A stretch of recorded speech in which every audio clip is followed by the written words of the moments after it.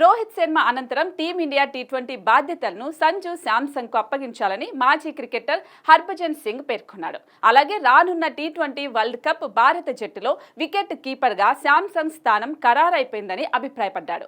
ఐపీఎల్లో రాజస్థాన్ రాయల్స్ను శాంసన్ గొప్పగా నడిపిస్తున్న నేపథ్యంలో బజ్జీ వ్యాఖ్యలు చేశాడు.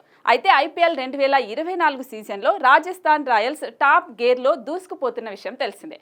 జైపూర్ వేదికగా ముంబై ఇండియన్స్తో జరిగిన మ్యాచ్లో రాజస్థాన్ 9 వికెట్ల తేడాతో ఘనంగా నెగ్గింది. ఇందులో తొలుత బ్యాటింగ్ చేసిన ముంబై ఇండియన్స్ నిర్ణీత 20 ఓవర్లలో 9 వికెట్లు కోల్పోయి 179 పరుగులు చేసింది.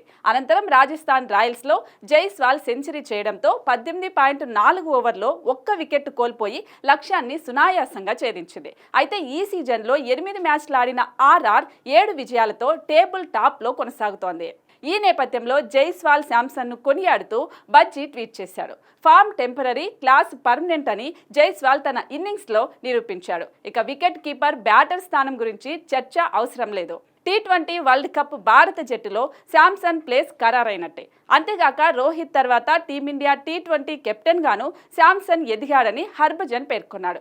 గత కొంతకాలంగా రోహిత్ గైహాజరీలో హార్దిక్ పాండ్యా టీ20 కెప్టెన్ గా బాధ్యతలు నిర్వర్తిస్తున్నాడు. కానీ రోహిత్ తర్వాత భారత్ భవిష్యత్ కెప్టెన్ గా శాంసన్ పేరును హర్భజన్ కొత్తగా ప్రస్తావించడం చర్చనీయాంశంగా మారింది.